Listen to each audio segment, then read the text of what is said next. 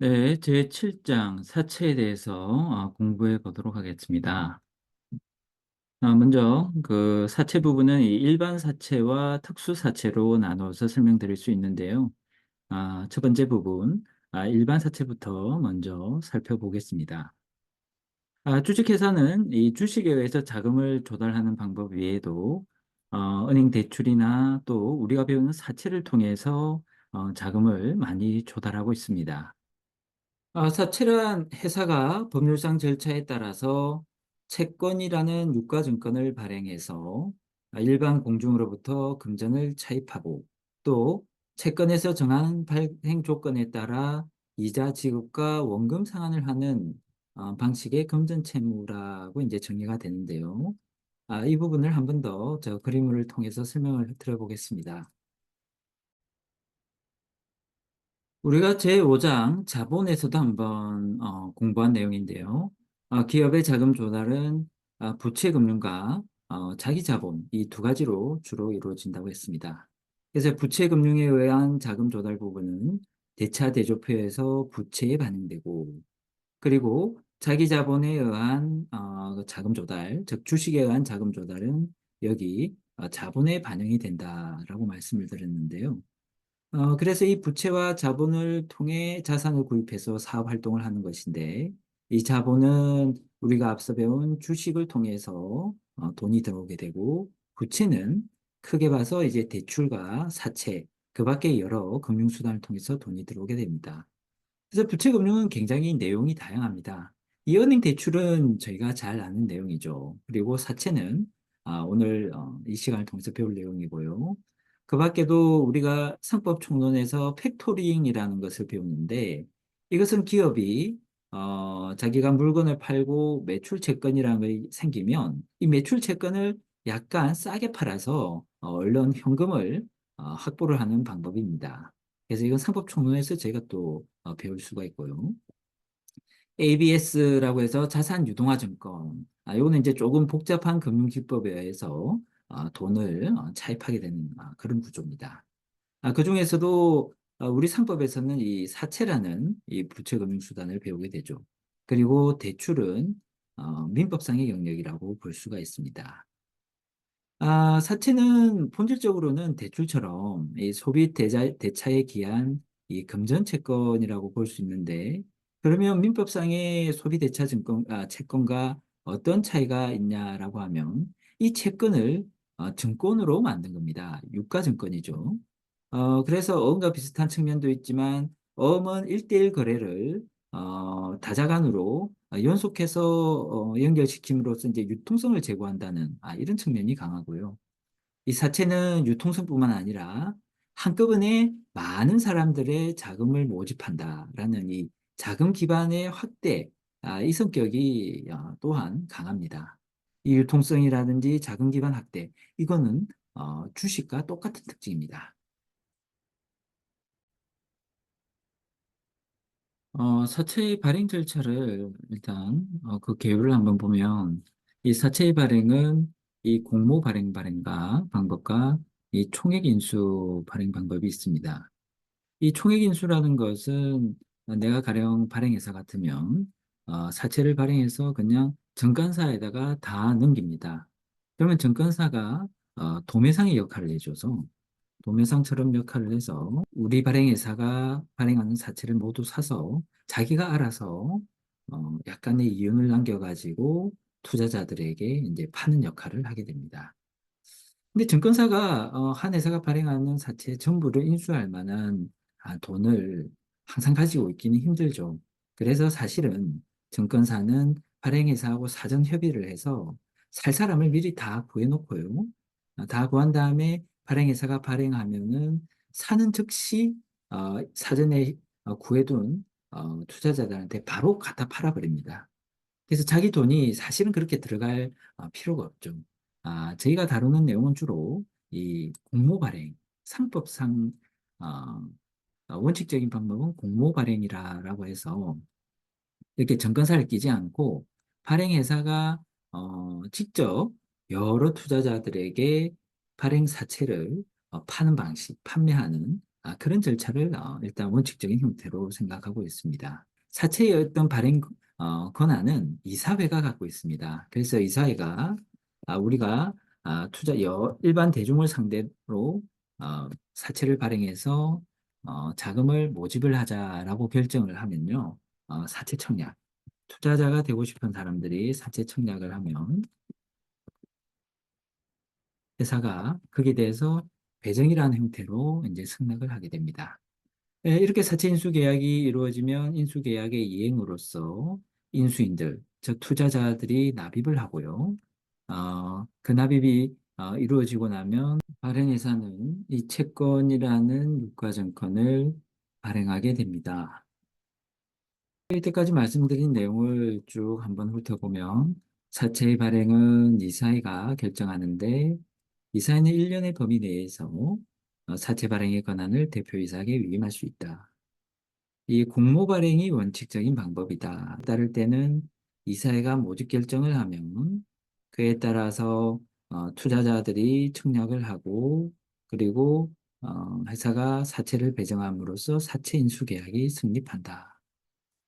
사채 인수 계약의 기회에 인수권자들이 이 사채 대금을 납입을 하면은 납입을 하게 되는데요. 주식의 모집과는 달리 전부 납입이 아니라 분할 납입이 가능합니다. 그리고 이 납입이 다 전부 완료가 되면요. 그때 채권을 발행합니다. 이 채권이란 것은 물리적인 형태의 어떤 증권을 말하는 채권입니다. 그래서 이 채권을 사채권자가 가지게 되면 그걸 다른 사람에게 증권을 넘겨주면서 매도를 할 수 있죠. 총액 인수는 말씀드렸다시피 증권사와의 1대1 거래에 의해서 발행 사채 전부를 넘겨버리고 그것을 증권사가 소화시켜서 시장에다가 판매를 하는 그런 방식이라고 말씀드렸죠. 이것이 이제 총액 인수가 약간 변형된 형태가 잔액 인수, 인수 모집이라는 게 있는데요. 이런 것을 이제 참고적으로 아시면 되겠습니다. 잔액 인수만 간단히 말씀드리면 증권사가 발행회사의 사채 물량 전부를 인수를 했는데 다 못 팔았다. 그게 이제 증권사의 손실로 가는 게 아니고요. 발행회사가 그 미판매 부분에 대한 책임과 위험을 부담하는 겁니다.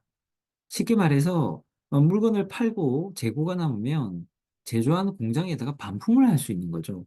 그런 형식이 이제 잔액인수 방식이 됩니다. 그리고 사채 유통은 일단 유가증권화가 됐기 때문에 유가증권의 양도 방법에 의해서 양도를 하게 되고요. 또 회사에 대해서 대항 요건을 갖추려고 하면 주주명부에 의해서 주식에 대항력이 있었던 것처럼 이 사채 원부에 작성이 되어야지 회사에 대해서 내가 사채권자다라고 대항을 할 수 있게 됩니다. 그리고 사채 상환이라는 것은 변제를 한다는 거죠. 변제는 두 가지 관점이 있는데, 첫째는 원금을 상환한다. 둘째는 이자를 지급한다. 이 두 가지 부분입니다. 이 금융시장에서는 원금을 변제하는 것을 상환이라고 많이 이야기하고요. 이자를 변제하는 것은 그냥 이자 지급이다라고 하는데, 이 이자 지급은 가장 중요한 거죠. 이 이자를 남겨먹기 위해서 투자자들이 사채를 매입을 하는 거니까, 이런 부분은 사채 청약서, 채권, 사채원부에 분명히 기재가 돼야 되고요. 무기명 사채는 이 이름이 드러나지 않으니까 그 채권, 쿠폰이다 해서 그냥 쿠폰을 가진 사람이 이자 지급을 청구할 수 있는 구조입니다. 그래서 사채권자는 A지만 쿠폰을 B가 들고 있다면 B가 그 쿠폰을 가지고 어, 채무자에게 돈을 달라, 이자를 지급해 달라 할 수 있는 구조가 무기명 사채입니다. 여기서 이 무기명 사채를 상환하는 경우에는 이건이 분리되어 헌결되는 경우가 있을 수 있다. 무슨 말이냐 하면 이 쿠폰이 따로 놀잖아요. 사채권자의 손에 딱 있는 것이 아니라 쿠폰만 다른 사람 손에 넘어갈 수가 있기 때문에 채무자가 이자 지급을 하다 보니까 이자 지급이 보통 사채는 분기나 반기로 이루어지거든요. 그러니까 3개월 단위 아니면 6개월 단위로 이루어지는데 6개월째 그러니까는 분기 단위로 하기로 했는데 2분기 때 쿠폰을 제시한 사람이 없는 겁니다. 그래서 그걸 그냥 넘어가 버려요. 넘어가 버리고 그다음 상기는 또 이제 쿠폰이 제시되고 이랬을 때 이 쿠폰 한 번 누락된 이 두 번째 쿠폰 요걸 어떻게 처리하느냐 문제가 여기 이 486조 1항의 문제입니다. 그래서 그림으로 한번 설명을 들어보면 이 무기명사채는 이렇게 원금이 있고 여기에 대한 이자가 별도의 쿠폰으로 이렇게 별도의 이자 지급 청구권을 표창한 증권이 있죠. 이게 이제 반기나 분기별로 이 쿠폰에 대한 각기의 개별적인 만기가 도래를 하는데요. 이에서는 이제 원금 1년 상한짜리라고 한다면 보통 이 사채는 1년짜리는 없어요. 보통 3년 이상짜리긴 한데 예를 들자면 이 원금에 대해서 반기별로 지급되는 이자 쿠폰이 두 개 이렇게 딸려 있다. 이 변제는 첫 번째 반기 때 이자가 한번 지급이 되고 두 번째 반기 때 이자가 지급이 되면서 원금이 상환될 겁니다. 그런데 쿠폰이 따로 놀다 보니까 첫 번째 쿠폰은 첫 번째 반기에 들어왔어요. 근데 두 번째 쿠폰이 들어오질 않는 겁니다. 원금 상환을 해달라고 해서 상환을 해줘야 되는데 이때는 이 연결된 쿠폰만큼의 금액을 공제하고 상환을 해준다는 겁니다. 그렇게 해야지 나중에 원금 상환 시기 이후에 누군가 쿠폰을 들고 돈을 달라, 이자를 지급해달라고 할 수 있잖아요. 너는 늦게 이자 지급 청구했으니까 못 준다 그럴 수는 없죠. 이자 지급을 늦게 해주면 오히려 채무자 쪽에서는 더 감사할 일이죠. 돈이 빨리 나갔어야 되는데 천천히 줘도 되니까.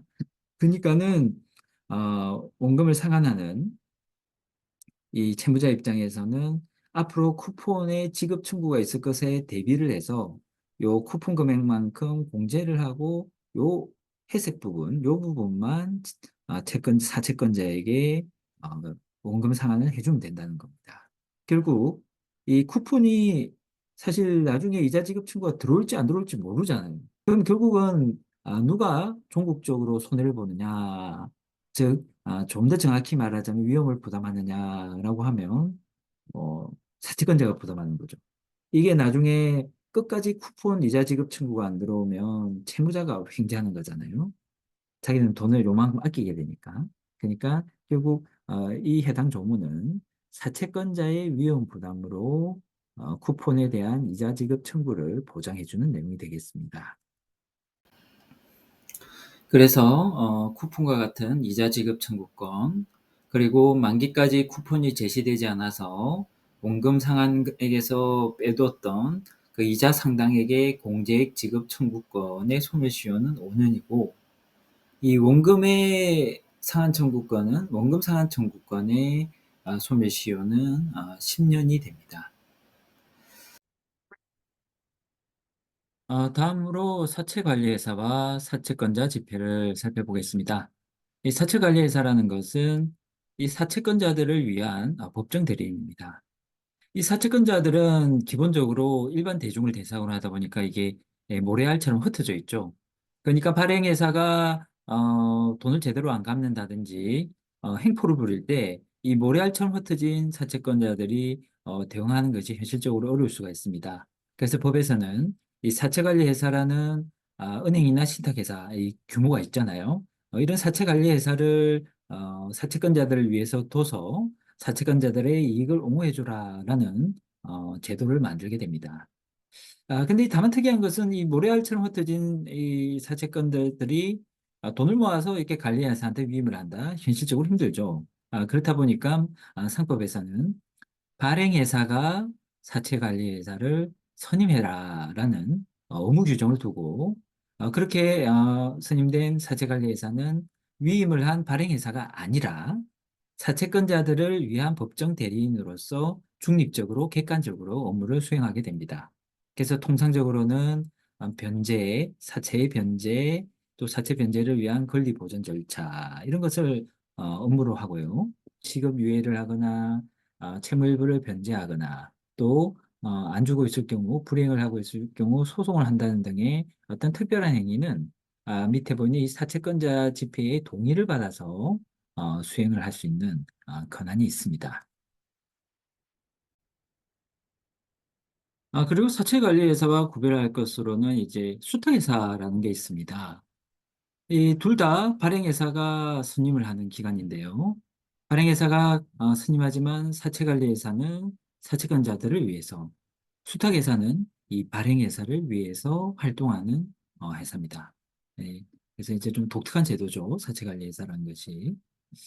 그리고 이제 사채권자 집회는 뭐 흔히들 이제 주주총회에 대응하는 것이 아니냐라는 생각을 할 수가 있는데, 주식에 있어서의 주주총회와 대응하는 기관은 아니고요. 임시기관입니다. 어떤 기관이냐라고 하면 이 사채권을 채권을 들고 있는데 채무자가 이 자력이 약화될 수 있잖아요. 그 경우에는 한시바삐 채무자의 재산을 뭐 쉽게 말해서 털어서 거기서 이제 자기 변제를 최대한 받는 방법이 하나 있고, 그럴 재산도 없는 거예요. 털 재산도 없으면 그때는 이 채무자가 계속 일을 하게끔 해서 조금이라도 변제를 꾸준하게 받는 게 나을 수도 있습니다. 그래서 사채권자 집회는 채무자에 대한 어떤 채무를 일부 면제를 해준다든지 기한을 유예를 해준다든지 해서 계속적으로 이 채권 변제를 할 수 있도록 좀 독려를 해야 할 때, 어떤 채권자들은 그렇게 강경을 해주고 어떤 채권자들은 가만히 있으면 누가 이득인가요? 가만히 있는 사람이 이득이죠. 강경해 준 사람은 자기 채권은 줄어드는 데 반해서 그렇게 강경해 준 덕분에 채무자가 활력을 얻어서 일을 더 하게 돼서 번 돈은 강경해 준 사람한테는 일부가 변제되고, 강경 안 해주고 옆에서 가만히 방관한 사람한테는 전부를 해줘야 되는 어떤 어, 불평등이 생깁니다. 이 무임승차를 방지하기 위해서 이 사채에 관한 권리 변경의 필요가 있을 때 사채권자 집회를 열게 됩니다. 그래서 다 같이 강경해주고 다 같이 유예해줘서 채무자를 좀 살려놓고 빚을 갚도록 하자는 거죠. 다만 이렇게 하다 보면은 다수의 세력을 가진 사채권자, 즉 사채 금액이 큰 사람이 다수의 행포를 부릴 수 있으니까 그런 부분은 이제 법원에 법원의 개입을 허락을 해서 법원이 일정한 사항에 대해서 인가를 하게끔 해서 소액의 사채권자들을 보호하게끔 하는 이런 제도의 균형을 도모하고 있습니다. 그래서 사채관리회사가 발행회사의 변제를 수령받으면 사채권자는 그때부터는 채권자가 아니라 채무자가 아니라 사채관리회사한테 돈을 변제해라, 돈을 넘겨다, 금전을 지급해라라고 권리를 행사할 수 있습니다. 사채관리회사는 발행회사의 입김을 받지 않아야 되고, 또한 사채권자들 중에서도 영향력이 강한 어떤 사채권자에게만 종속해서도 안 되죠. 그래서 그런 의미에서 공평 의무와 승실 의무를 규정하고 있습니다. 사채관리회사가 만약에 자유로이 사임을 할 수 있다면 이 사채권자의 지위 보호가 만약에 이게 흔들릴 수가 있겠죠. 그래서 사채관리회사의 사임은 발행회사와 사채권자 집회의 동의를 받는 게 원칙이고, 만약 이게 동의받기가 어려운 상황에서도 사채관리회사가 꼭 사임을 하겠다라고 하면 부득이한 사유가 있음을 인정받아서 법원의 허가에 의해 사임할 수 있도록 하고 있습니다. 그리고 해임은 어, 회사나 사채권자 집회의 청구에 따라서 법원이 해임을 하게 된다. 사채권자 집회는 임시기간이다. 특히 채무자가 자력이 약화됐을 때 그들의 자력을 회복할 수 있도록 채무 감면을 하거나 지급 유예를 할 때 일부 예자가 수수방관하고 있으면 나중에 이런 지급 유예나 채무 감면의 조치에 따른 과실을 가만히 있던 사람도 그대로 누리게 되잖아요. 그럼 무임승차를 없애기 위해서 사채권자 집회를 열어 단체 행동을 하도록 한다는 것입니다. 이 소집은 발행회사나 사채관리회사가 하고, 가능할 경우에는 이제 사채 총액의 10% 이상을 가진 사채권자는 이 소집 청구를 할 수 있는 권한이 있습니다. 결의는 특별결의가 원칙적이고요. 그래서 특별결의는 출석의 3분의 2, 총 사채 금액의 3분의 1에 의합니다. 그만큼 특별결의를 한다는 것은 이 소주자를 더 강하게 보호하겠다는 뜻이 되겠죠. 그리고 이 481조부터 483조 앞에서 본 사채관리회사의 해임 같은 것이 여기에 해당되는데요. 사임이라든지 해임 이런 것들은 어, 여기 일반 가반수 어결에 의해 가지고 어결이 가능합니다. 다만 이 앞에서도 말씀드렸다시피 소수파 이익을 보호하고 다수의 횡포를 막기 위해서 사채권자 집회의 결의에는 법원의 인가가 필요합니다. 법원이 좌지우지하겠다는 것이 아니라 사채권자 집회의 결과가 뭔가 부당한 것이 없느냐라는 감시 통제 기능을 법원에다 맡긴 거죠. 그래서 어떨 때 법원은 인가를 하지 않을 수 있는데요. 결국 절차라든지 방법이 법령에 위반됐다거나 부당하다거나 현저히 불공정할 때 또 사채권자 일반의 이익에 반할 때는 법원은 인가를 해주지 않을 수 있습니다. 결의의 집행은 사채관리회사가 집행한다. 이 정도 내용이 되겠네요. 그러면 특수사채로 넘어가 보겠습니다.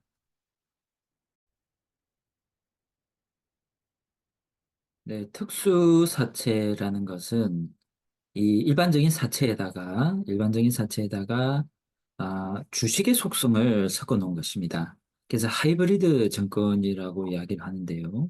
결국 주식으로부터는 자기 자본 성격과 일반 사채에서는 부채의 속성을 결합한 증권을 하이브리드 증권이라 하고 이것의 대표적인 예가 상법이 정하는 특수사채라고 할 수 있습니다.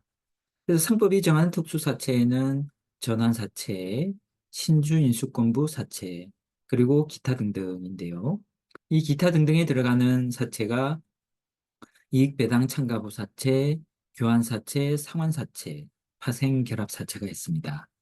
그래서 저희는 앞으로 이 전환사채를 중점적으로 살펴보고 거기와 비슷한 비중을 가진 신주인수권부 사채를 차이점 중심으로 살펴보고 나머지 사채를 간략하게 그 내용을 들여다보기로 하겠습니다.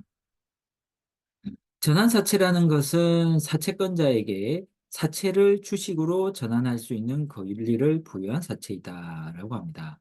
즉 이게 내가 전환사채를 인수를 해서 가지고 있으면 그냥 그대로 평시에는 사채의 상태로 가지고 있는 건데요. 만약에 그 회사가 갑자기 너무 발전을 해서 주식의 가격이 엄청 높아졌다. 그러면 제가 사채보다는 주식이 탐이 나잖아요. 그러면 내가 가지고 있는 사채를 주식으로 바꿔달라라고 할 수 있는 그런 사채가 전환사채입니다. 결국은 이 전환사채는 주식으로 변할 수 있다는 속성 때문에 잠재적 주식이라고 부르기도 합니다. 그래서 우리가 먼저 들여다볼 전환사채는 이 주식과 사채의 속성을 동시에 가지고 있기 때문에 저희가 앞에서 본 일반 사채의 발행 절차와는 좀 다른 특성을 가지고 있습니다. 그래서 첫 번째 파트로 전환사채의 발행이라고 해서 이 전환사채가 가지고 있는 주식의 속성 때문에 이 발행 절차가 주주 배정과 제3자 배정이라는 신주의 발행 절차처럼 이원화되어 있다는 것. 이 점을 한번 살펴보고요. 그리고 전환사채가 기왕에 발행되고 이것을 주식으로 전환하고 싶을 때 그 전환권을 행사하는 방법, 이런 것들을 이 전환사채의 전환 청구 파트에서 보도록 하겠습니다. 그리고 마지막으로 이 전환사채의 발행에 하자가 있어서 그 하자의 효력을 어떻게 다투는지 또 어떤 경우에 하자가 인정되는지를 전환사채 발행의 하자 파트에서 다루기로 합니다. 전환사채의 발행 절차는 신주의 발행 절차와 매우 유사합니다. 결국은 이 전환사채가 장내 주식으로 바뀔 수 있다는 속성 때문에 기존 주주의 보호 필요성이 여전히 있다는 건데요. 다만 전환사채가 발행될 당시에는 기존 주주의 어떤 영향이 없습니다. 그러다 보니까 신주인수권이라는 개념, 즉 뭔가 증권이 발행됐을 때 그걸 기존 주주가 먼저 인수할 수 있다는 개념을 성립시키기는 어렵습니다. 그러다 보니까 이 전환사채의 발행 절차에서 의미하는 주주 배정과 제3자 배정은 주주 배정이 원칙이다, 제3자 배정이 예외다 이런 개념이 아니고요. 전환사채 발행 절차에서 주주 배정과 제3자 배정은 선택지 중에 하나에 불과합니다. 그래서 이 사회는 사채를 발행할 때 제3자 배정을 선택할 수도 있고 주주 배정을 선택할 수도 있는데 원칙이라는 것은 없는데 다만 그 하나를 정했을 때는 그 배정 절차에 따른 요건은 준수해야 된다는 겁니다. 그래서 전환사채의 발행 절차 중 주주 배정을 보면 우리가 신주 발행 절차 본 내용하고 거의 비슷하죠. 그래서 이사회에서 발행 결정을 하면 배정 기준이라는 걸 정해서 어느 시점에 주주명부상 주주가 이 전환사채를 인수할 수 있다라는 배정 기준일을 공고하고 그리고 그러한 주주들은 이 전환사채에 청약을 하라, 사고 싶으면 사라라고 채고를 하게 됩니다. 이걸 보고 전환사채를 인수하겠다라고 기존 주주들이 청약을 하면 회사가 그 주주들에 대해서 전환사채를 배정해주면서 사채 인수 계약이 체결되죠. 그 계약의 이행으로써 어, 이 사채의 인수권자, 즉 기준 주주들이 납입을 하면 전환사채의 이제 사채권자가 되는 거고요. 그 이후로 어, 등기를 합니다. 보통 사채를 발행할 때는 등기를 하지 않는데 이 전환사채는 잠재적 주식이라는 특성이 있기 때문에 그 현황을 주주들이나 이해관계자들이 대략 파악할 수 있도록 등기를 해서 공시를 하게 됩니다. 그리고 제3자 배정을 이사회가 결정한 경우에는 이 제3자 배정의 요건을 갖춰야 되는데요. 결국 이 전환사채를 거쳐서 이게 주식으로 전환될 경우 기존 주주들의 이익을 해할 수 있다라는 생각에서 신주 발행의 제3자 배정과 거의 흡사한 요건을 요구합니다. 신주 발행 절차의 제3자 배정에서는 형식적으로는 제3자 배정을 할 수 있다는 정관상 근거가 필요하고, 그리고 실질적으로는 회사의 발전에 도움이 돼야 된다. 즉, 경영상 목적, 재무구조 개선이나 새로운 기술의 도입 등을 위해서 제3자 배정을 할 수 있다는 경영상 목적 요건을 구했는데요. 다만 전환사채의 발행 절차에서는 주, 형식적 요건으로서 정관상 근거가 없다면 당장의 주주총회 특별 결의를 얻어가지고 전환사채의 제3자 배정을 할 수 있습니다. 네, 그럼 전환사채 발행 절차를 한번 쭉 훑어보면 이 사회가 주주 배정으로 할지 제3자 배정을 할지를 결정한다고 했고요. 주주 배정으로 발행 결정을 했다면 이 주주들이 그가 가진 주식의 수에 따라서 전환사채의 배정을 받을 권리가 인정되게 됩니다. 배정 기준일을 공고해서 전환사채를 배정받을 주주를 알려주고 그들에게 또 청약을 할 것인지 청약하지 않으면 전환사채의 인수권을 잃는다라는 이 실권 내부 최고를 하게 되죠. 이에 응해서 주주가 전환사채의 청약을 하면 전환사채의 인수가 이루어지고 이에 대해서 납입을 하면 등기에 의해서 전환사채 발행 절차가 완료된다라고 상법에 규정이 되어 있습니다.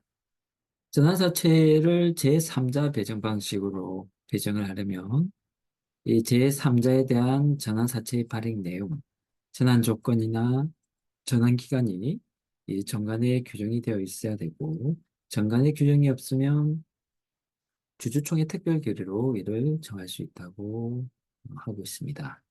실질적인 요건으로는 신기술 도입, 재무구조 개선 등 경영상 목적이 필요하다. 그래서 우리가 자기 주식 처분이나 또 신주 발행에서 봤듯이 이 경영권 방어 목적은 이 경영상 목적 요건에 해당하지 않는다.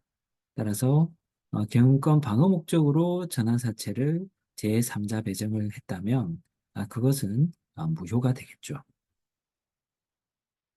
이 다음으로는 이제 전환 청구에 관해서 살펴보도록 하겠습니다.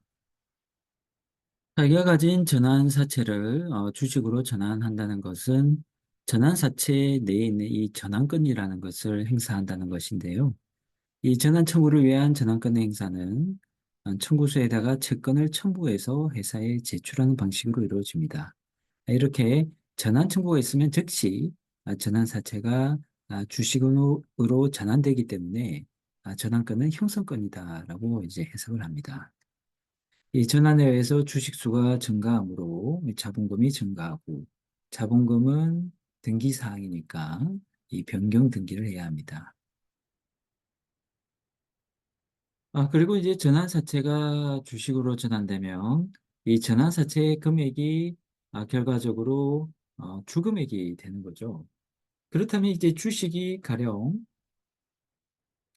액면가 100원짜리 주식으로 어, 사- 전환된다라고 하면 그렇다면 그 액면가 100원에 상당하는 주금은 100원 이상이어야 되는 거죠.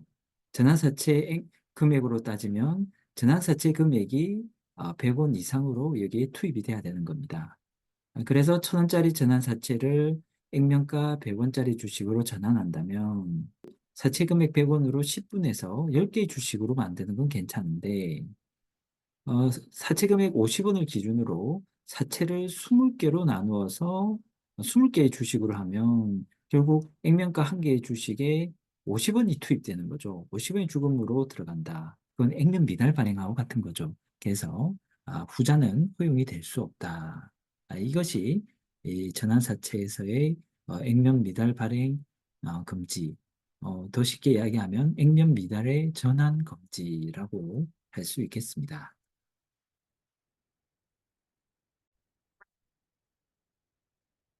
그러면 이제 세 번째 파트, 전환사채 발행의 하자 부분인데요.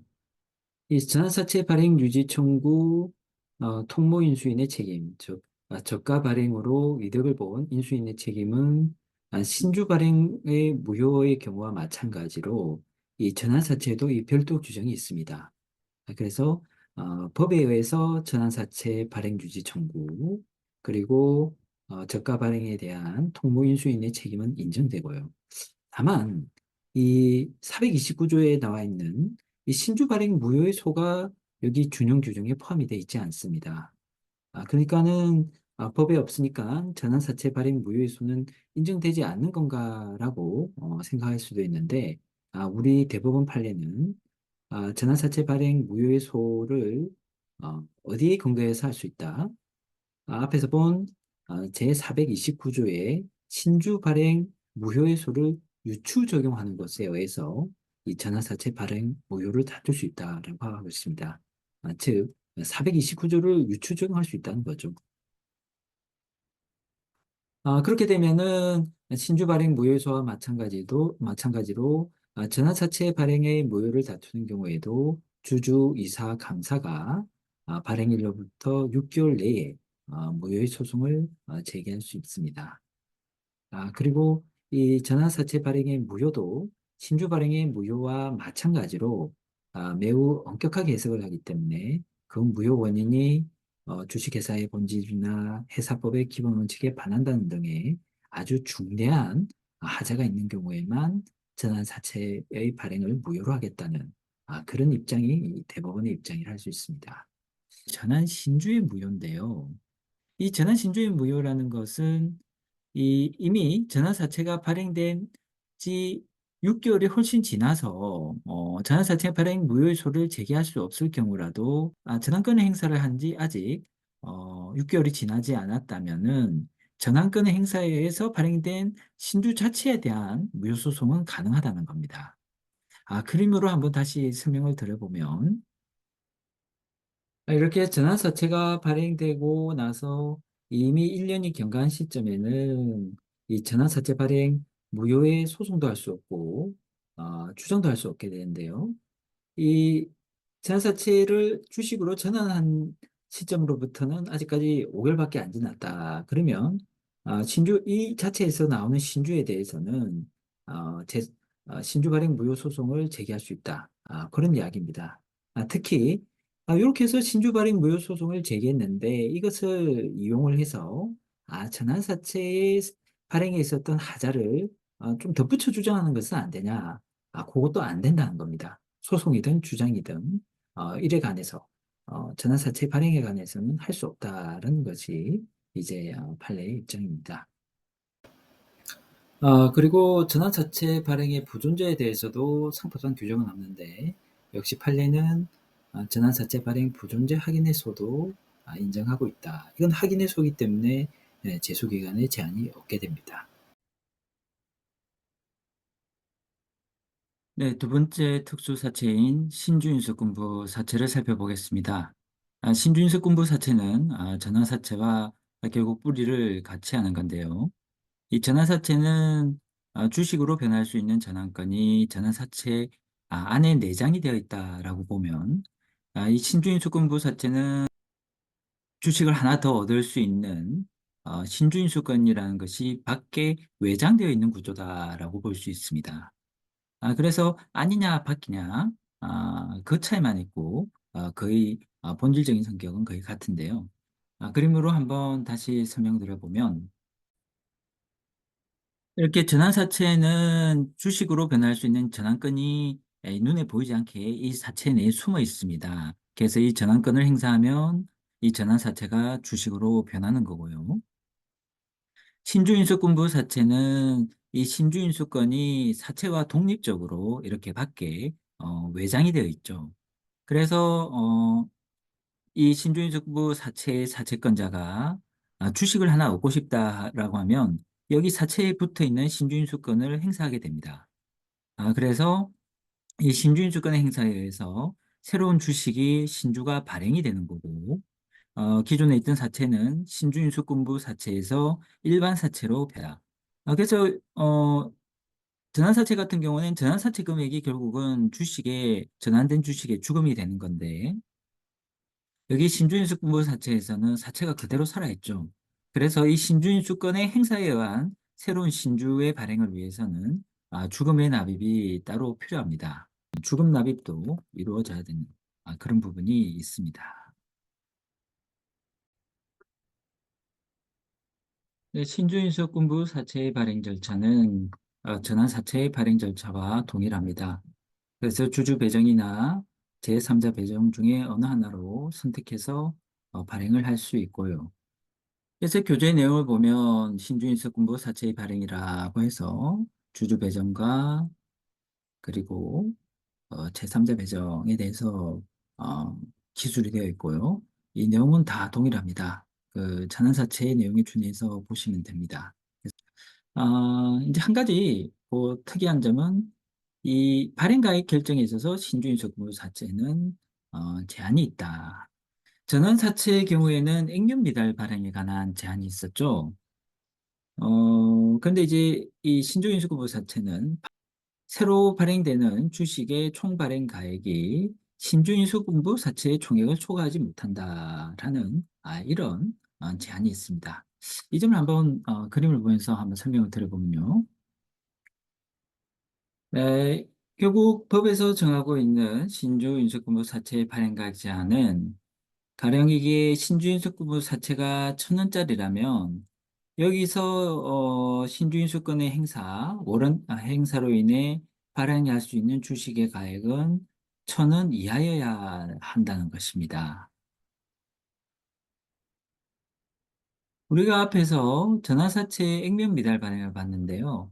전환사채는 이제 이때는 전환사채 전체 금액이 주식으로 바뀔 거니까 발행가액 제한이란 게 필요 없겠죠. 이 전환사채 금액이 이제 발행가액이 되는 거니까요.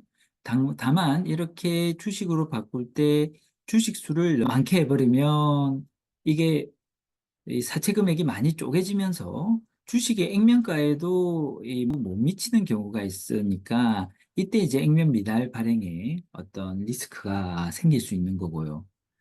근데 이제 여기 신주인수급부 사채는 이 사채 금액 전체가 주식의 주금으로 바뀌는 건 아니잖아요. 사채 금액은 그대로 남아 있으니까 극단적인 경우는 1,000원짜리 신주인수급부 사채 의 신주인수권을 행사하면서 발행 가액은 뭐 100만 원으로도 할 수 있는 겁니다. 이런 문제가 있어서 이 발행 가액은 1,000원으로 제한해서 너무 큰 금액의 주식이 발행되지 않도록 하고 있습니다. 사실 이제 이것을 정확히 이해하려면 우리가 이제 워런트라는 제도를 사실 알아야 됩니다. 신주 발행에서의 신주인수권은 프리엠티브 라이트이라고 해서 이 주주 배정 원칙을 전제로 하는 개념입니다. 신주인수권부 사체의 신주인수권은 한글로는 말이 신주 발행의 신주인수권과 같지만은 영어로는 워런트라고 해서 프리엠티브 라이트과 워런트는 서로 전혀 다른 개념입니다. 이 워런트라는 것은 주주 배정이든 제3자 배정이든 발행과 상관없이 발행 시기에 고려 없이 그냥 자유로운 양도를 위한 일종의 금융상품 성격을 많이 가졌습니다. 이런 이제 워런트의 성격이 사실 저희 주주 배정 원칙과 조금 상충한 측면도 있고, 또 이런 것을 인정하면 이 워런트를 통해서 경영권을 편법적으로 승계하는 방법이 고안이 될 수가 있습니다. 주식을 직접 대상으로 해서 자기 아들한테 물려주려면 비용이 많이 드는데요. 이 워런트라는 것은 주식을 살 수 있는 권리니까 주식의 가격보다는 훨씬 적거든요. 그래서 적은 비용으로 경영권 승계를 편법적으로 할 수가 있어서 우리나라에서는 이 워런트 자체만을 양도하는 것을 허락하지 않고 있습니다. 그래서 이제 신주인수권부 사체에 붙어 있는 워런트, 이건 독립된 워런트가 아니라 이 사체에 붙어 있는 것이라서 허용을 하는 거거든요. 그런데 이 만약에 발행 가액을 자유롭게 할 수 있다라고 하면 사채를 한 10원짜리로 만들어 놓고 거기서 생기는 워런트를 통해서는 뭐 1,000만 원의 주식을 발행할 수 있다라고 하면 이 독립 워런트하고 마찬가지잖아요.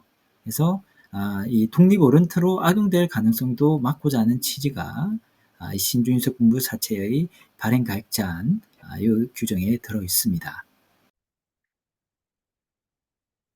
그럼 잠시 이 분리형 신주인수권부 사채라는 것을 한번 살펴보겠습니다. 이 신주인수권부 사채는 그 종류가 비분리형과 이렇게 분리형 두 가지로 나눌 수가 있습니다. 이 비분리형 신주인수권부 사채라는 것은 이 신주인수권부 사채에 외장되어 있는, 즉 밖에 붙어 있는 신주인수권이 독립적인 것이긴 한데 마치 본드로 붙인 것처럼 딱 들어붙어서 떨어지지 않는다는 거죠. 이 경우에는 신주인수권만 따로 양도를 할 수 없고 이 신주인수권부 사채 전체를 양도해야지 거기에 따라서 신주인수권이 양도되는 아, 이런 방식의 신주인수권부 사채를 비분리형 신주인수권부 사채라고 합니다. 근데 불량 신주인수권부 사채는 이 신주인수권부 사채와 신주인수권이 독립적으로 붙어 있긴 하지만 신주인수권은 언제나 분리해낼 수 있습니다. 이게 분리되면 그게 이제 신주인수권 증권이라는 독립된 증권이 돼서 이것만 양도해버리면 독립적으로 신주인수권을 양도할 수 있습니다. 이것을 이제 분리형 신주인수권부 사채라고 하죠. 그래서 배운 신주인수권 증서와 신주인수권 증권을 비교를 해보면 신주인수권 증서는 주주 배정 방식의 신주 발행을 전제로 해서 그때 기존 주주들에게 인정되는 프리엠티브 라이트, 한글로는 역시 신주인수권이죠. 이것을 이제 표창하는 그런 증권이고 어떤 신주 발행이 구체적으로 일어났을 때, 그때 기존 주주의 신주인수권을 보호하기 위해서 발행되는 거라서, 이 일시적인, 증권의 성격을 가집니다. 그래서 유통기한이 신주 발행에 저항한 2주 정도, 신주 발행이 이제 일어날 그 무렵에 이제 요게, 직전에 이제 잠깐 발행되고 끝나는 거죠. 그리고 신주인수권 증권은 분리형 신주인수권부 사채를 발행하면 거기 붙어 있는 신주인수권은 분리가 가능한 이 신주인수권 증권 형태로 만들어지는데요. 이게 이제 앞서 말씀드린 워런트입니다. 주주 배정, 제3자 배정 이거 상관없이 제3자에게 자유롭게 양도될 성격을 가진 그런 워런트인데요. 이 유통기한은 이것도 독립된 금융 상품이기 때문에 한 3, 5년 정도 긴 기간의 유통기한을 가지게 됩니다. 근데 앞서 우리 이렇게 말씀을 드렸죠. 우리나라는 경영권 편법 승계 등을 방지하기 위해서 독립된 워런트의 존재를 인정하지 않는다. 그래서 신주인수권부 사채와 같이 어떤 다른 사채에 기대서 발행하는 것은 인정하지만 워런트 자체를 독립해서 발행하는 것은 허용하지 않는다라고 했는데요. 이 불리형 신주인수권 사채에서는 독립된 또 분리 가능한 신주인수권 증권이 발행되기 때문에 일단 발행해 놓고 신주인수권 증권을 따로 떼어서 막 유통을 시키면 원래 독립된 워런트를 만든 것과 비슷한 효과가 발생할 수 있습니다. 그래서 자본시장법에서는 상장회사에 대해서는 분리형 신주인수권 사채를 사무 발행하는 것을 금지한다. 즉, 사무 발행은 특정해서 제3자한테 준다는 거거든요. 그래서 뭐 자기 아들이나 후계자와 같은 특정인에게 이런 분리형 신주인수권 사채를 사무 발행하는 거, 그거는 독립된 워런트를 만드는 것과 똑같다라고 해서 사무 발행은 금지하고 있습니다. 네, 신주인수권의 행사에 대해서 보겠는데요. 좀 잘못된 부분을 고쳤습니다. 신주인수권 행사는 전환권 행사와는 달리 이 신주인수권부 사채라는 게 사채 형태로 어, 유지가 그대로 되면서 신주인수권부 사채에 붙어 있는 신주인수권만 행사하는 거거든요. 그래서 그걸 행사할 때도 전환사채의 경우처럼 전환사채 전부를 이렇게 회사에다가 제출할 수가 없습니다.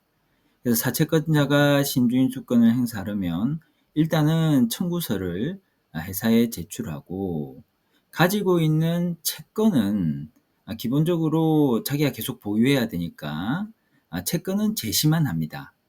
다만 이 불리형 신주인수부 사채는 신주인수권 증권을 따로 뗄 수가 있잖아요.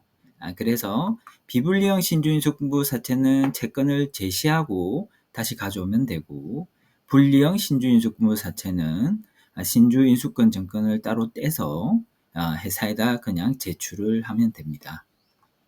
그리고 납입은 주금을 따로 납입을 해야 된다고 했죠. 그래서 전액 납입 원칙을 그대로 고수를 하고요. 한 가지 이제 특이한 게 대용 납입이라는 게 있습니다. 전환사채의 경우에는 이렇게 따로 주금 납입 없이 전환사채 금액을 주금으로 납입한 셈 치고 사채를 없애고 주식으로 바꾸는 겁니다.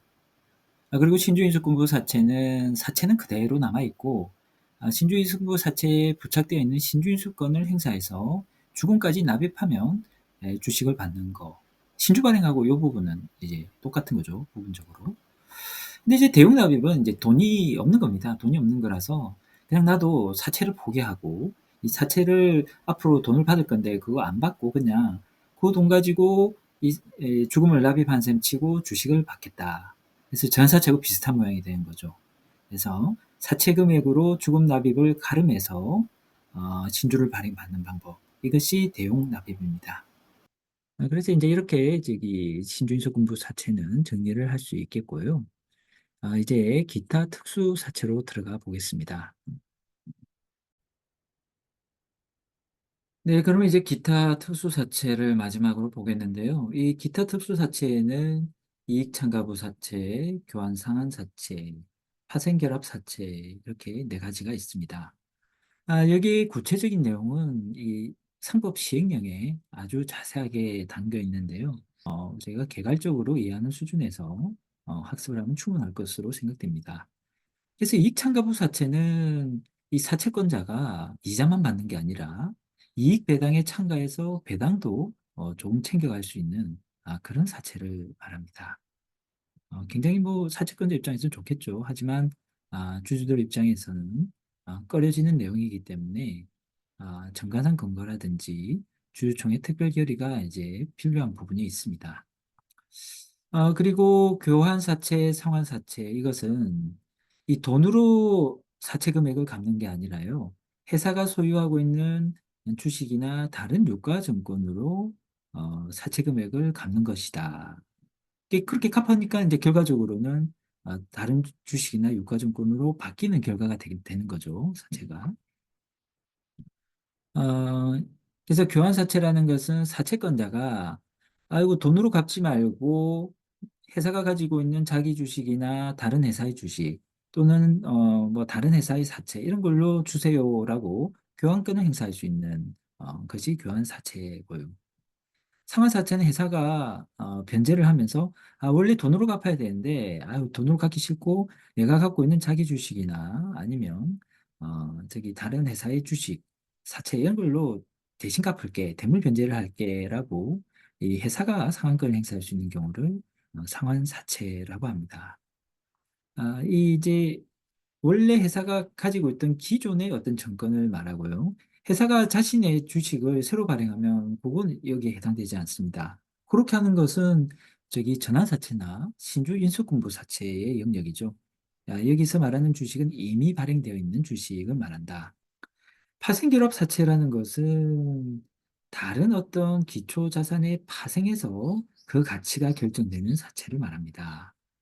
그래서 이제 기초자산이라는 것은 이 사채의 가치를 결정하는 변수 X가 기초자산이고요.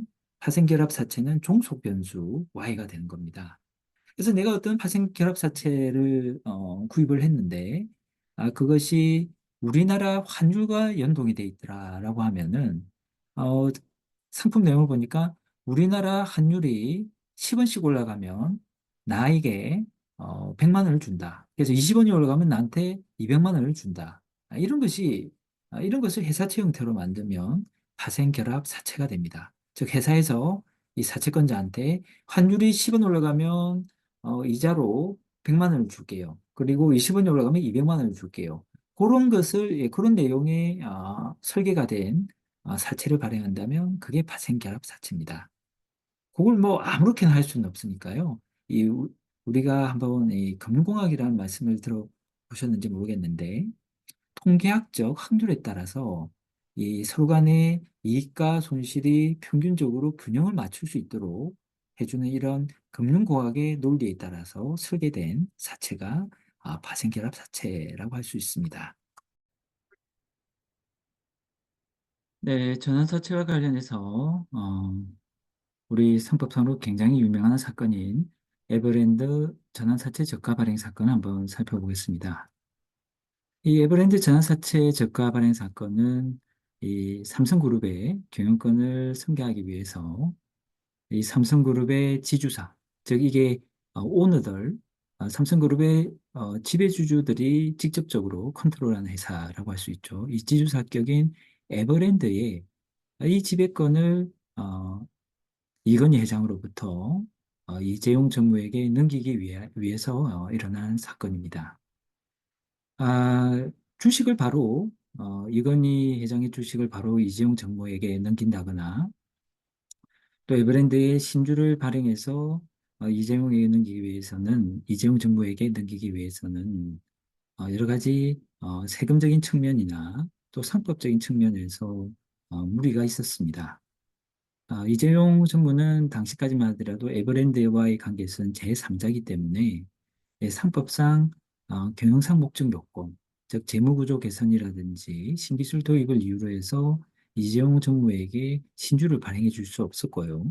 그렇다고 해서 이건 회장의 주식을 넘겨준다 하더라도 상당한 이 증여세 문제가 발생하게 됐습니다. 그래서 삼성그룹은 주식을 직접 다룬다기보다는 이 전환사채를 이용해서 경영권을 승계해 주자라는 이제 작전을 세우게 되었고, 이 에버랜드가 어, 이 전환사채를 저가로 발행해서 이재용 정부에게 넘겨줄 방법을 생각하게 됩니다. 삼성그룹의 구조를 보면 이 에버랜드가 이 삼성생명을 19% 지분 주주로서 이제 좌지우지할 수 있는 상황이었어요. 이렇게 큰 기업들은 20, 30%만 들고 있으면 거의 절대적으로 장악을 할 수 있거든요.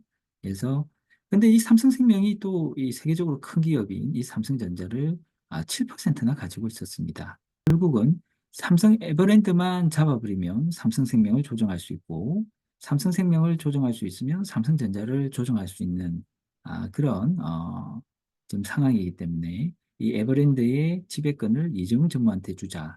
그래서 지분의 한 25%를 주자라는 계획하에 이제 지금 이 사건이 벌어지고 있는 거죠. 그래서 이제 에버랜드의 전환 사채를 주주 배정 방식으로 발행을 하면 에버랜드의 주주인 이 주주들이 이 전환 사채를 인수를 하면 되는데 이 주주사들이 대부분 삼성 계열사들입니다. 그러다 보니 미리 다 눈치를 채고 알아서 전환 사채 인수를 포기해 버립니다. 굉장히 조건이 좋았어요. 만기 보장 수익률이 5%나 된다는 건 이게 좋은 전환 자체거든요. 그러다 보니까는 이 사회가, 어이구, 이걸 전사채는 발행을 해야 되는데, 살 사람이 없으니 제3자에게라도 팔자. 그리고 팔 때는 그 가격을, 시가가 지금 한 8만 원 정도 되는 이 아주 높은 가치 좋은 전환사채인데, 이것을 10분의 1의 가격도 아닌 7,700원에라도 팔자라는 결정을 합니다. 그리고 그렇게 헐값에 배정받은 사람이 바로 이재용 정부가 되죠. 그래서 이재용 정부는 전환사채를 10분의 1도 안 되는 가격에 사서 거기다가 전환권을 행사를 해서 주식을 취득하게 되죠. 그게 이제 에버랜드의 지분 25%에 달하는 수량이었던 겁니다. 그래서 자연스럽게 지배주주 지위를 획득합니다. 그래서 이제 시민단체들이 시가 8만 원에 그대로 그 전환사채를 팔았더라면 회사에 8만 원이 들어올 수 있었는데 이사들이 어, 악의적으로 저가 발행을 해서 그 10분의 1도 안 되는 7,700원이 회사에 들어왔으니 8만 원과 7,700원 사이에 이, 이 차액만큼 회사의 손실을 봤다라고 주장을 하면서 삼성 계열 회사들의 사장이나 이건희, 이재용 전무를 이제 배임죄로 이제 고발을 하게 되죠. 이 내용이 이제 심단체에서 주장하는 거죠. 결국 이제 전환사채라는 것이 잠재적 주식에 해당하니까 이제 주식으로 이제 저희가 치안을 이제 앞으로 생각하면 되겠습니다. 요만큼만 받았다. 요만큼을 더 받을 수 있었는데, 그러니까 요 손실분에 대해서는 이사가 잘못된 행위를 한 거고, 그 정도가 심하기 때문에 배임에 해당한다라고 했는데요. 이 대법원에서는 어떻게 판단을 했냐라고 하면은 어, 전환사채도 신주 발행에 준해서 똑같이 생각을 할 수 있고 신주 발행을 기준으로 하자면 주주 배정의 신주 발행은 꼭 시가로 발행할 의무가 없다. 다만 제3자 배정 방식의 어, 신주 발행은 시가로 발행할 의무가 있다. 제3자 배정 방식의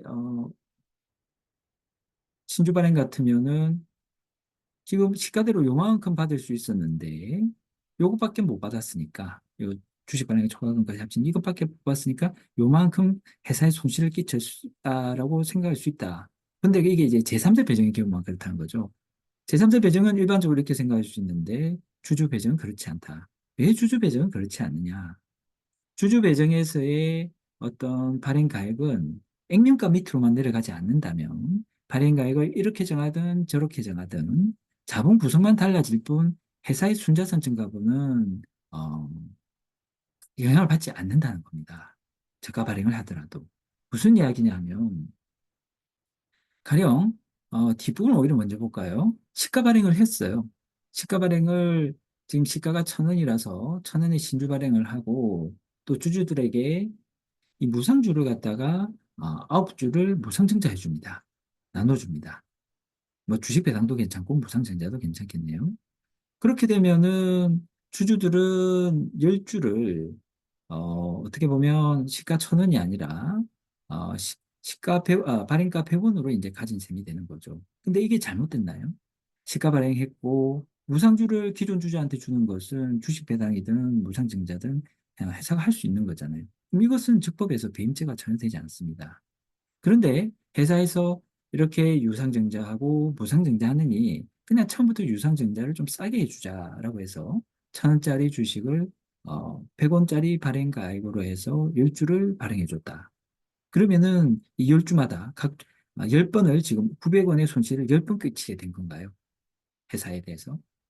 그런 게 아니라는 거죠. 이 방법, 뒤의 방법, 유상증자 한 주나 무상증자 9주, 요거 두 개를 합친 거나, 저가 발행으로 유상증자 10주를 한 거나, 회사에 들어오는 돈은 똑같고, 분명히 이 뒤의 방법, 유상증자 한 주, 무상주 9주, 이건 절대로 배임죄가 아닙니다. 그렇다면 이때 앞에 거는 배임죄고, 뒤에 거는 배임죄가 아니냐라는 반박이 가능한 거죠. 그래서 주주 배정 방식에 있어서는 이 저가 발행을 하더라도, 그냥 자본 구성을 어떻게 하는지 자유롭게 정하는 그런 차원에서 이해할 수 있다라고 해서 주주 배정 방식에서는 이사의 시가 발행 의무가 없다라고 한 겁니다. 그래서 이제 어, 여기서 주주 배정 방식으로 한 이상 발행가를 시가에 맞추지 않고 7,700원으로 해도 별 문제가 없는 거죠. 그런데 문제는 이 한 번 더 지적을 하는 게, 이게 주주들에게 배정이 된 거면 그럼 그 말이 맞는데 결과적으로는 에버랜드와 전혀 상관없는 제3자인 이재용 정부에게 이렇게 싸게 배정이 된 거 아니냐. 그렇다면 이것은 주주 배정의 법리가 아니라 여기서 말하는 제3자 배정 방식, 이사의 시가 발행 의무가 있는 경우라고 봐야 되지 않겠느냐라는 또 논란이 있는 거죠. 여기에 대해서 이제 다수 의견과 소수 의견이 이제 의견이 갈리는데요. 다수 의견은 실권주 처분은 어디까지나 이사의 권한이니까 그 제3자의 배정은 할 수 있는 거고, 그렇다고 해서 원래 시작한 주주 배정의 성격이 달라질 이유가 없다는 겁니다. 따라서 주주 배정에 기한 실권주를 제3자에게 배정하더라도 어디까지나 주주 배정이다. 그래서 이 경우에는 시가 발행 의무가 없으니까 저가 발행을 하더라도 변제는 성립하지 않는다라고 했고요. 소수 의견은 실질로 따져야 된다. 실권주가 주주 배정 절차에서 발생했다 하더라도 제3자에게 넘어갔다면 이건 제3자 배정으로 보고 규제를 해야지 편법적인 것을 방지할 수 있다라고 해서 이사 시가 발행 의무가 있으니까 배임죄가 인정된다 했죠. 하지만 어디까지 이제 다수 의견에 의해서 결론이 나겠죠. 그래서 에버랜드 전환사채 저가 발행은 배임죄는 무죄라는 결론이 나옵니다.